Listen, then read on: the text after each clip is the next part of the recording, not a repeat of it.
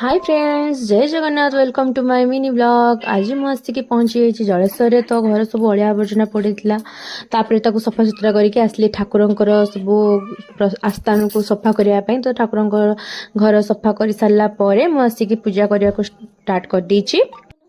ଆଉ ଏଇଠି ଦେଖନ୍ତୁ ସାଙ୍ଗମାନେ, ମୁଁ ମୋର ପୂଜା କରୁଛି। ଜାହ୍ନବୀ ବି ମୋ ସହିତ ବସିକି ପୂଜା କରୁଛି। ଘରେ ଅଲଗା ଟାଇମ୍ରେ ଦୁଷ୍ଟାମି କଲେ ବି କିନ୍ତୁ ପୂଜା ଟାଇମ୍ରେ ସେ ଜମା ବି ଦୁଷ୍ଟାମି କରେନି। ମୋ ସହିତ ଆଳତୀ କରେ। ଆଳତୀ କେମିତି ମୁଣ୍ଡରେ ଲଗାନ୍ତି ସେସବୁ ବି ଜାଣିଯାଇଛି।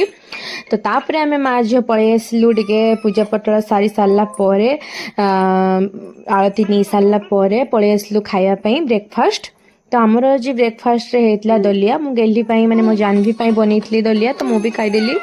ତ ମା ଝିଅ ମିଶିକି ଜାହ୍ନବୀ ଦଲିଆ ଖାଇଦେଲୁ। କିନ୍ତୁ ଦଲିଆ ଖାଇବାରେ କ'ଣ ଅଛି, ସେ ତାକୁ ଯେଉଁଟା ଭୁଜିଆ ଦେଇଥିଲି ସେ ଭୁଜିଆକୁ କେମିତି କରିକି ପକେଇଛି ଦେଖନ୍ତୁ। ତାପରେ ଆମେ ସନ୍ଧ୍ୟାବେଳେ ଟିକେ ଦିନ ସାରା ବହୁତ ସାରା ସଫାସୁତୁରା କରିକି ଥକି ପଡ଼ିଥିଲି, ରେଷ୍ଟ କରିକି ସନ୍ଧ୍ୟାବେଳେ ଟିକେ ବାହାରି ପଡ଼ିଲୁ ଇଭିନିଂରେ ବୁଲାବୁଲି କରିବା ପାଇଁ। ଭିଡ଼ିଓଟି ଭଲ ଲାଗିଲେ ଲାଇକ୍ ସେୟାର ସବସ୍କ୍ରାଇବ୍ କରିଦେବେ। ରହିଲି, ନମସ୍କାର। ପୁଣି ଦେଖା ହେବ ଗୋଟେ ନୂଆ ଭିଡ଼ିଓରେ। ଆଉ ଏଇଠି ଆମେ ପଳେଇ ଆସିଛୁ ଟିକେ ଗୁପଚୁପ୍ ଖାଇବା ପାଇଁ।